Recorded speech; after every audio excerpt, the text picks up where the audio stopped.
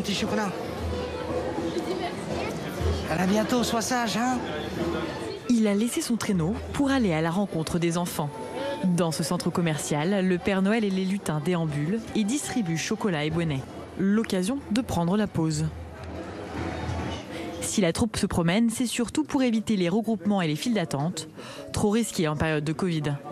Cette année donc, vous pourrez croiser le Père Noël dans les escalators et toujours dans le respect des gestes barrières. Je garde quand même des distances, je m'approche pas trop j'essaie de pas trop m'approcher des visages et des préférences quand les enfants ou les parents veulent enlever le masque pour faire des photos, je m'écarte un petit peu.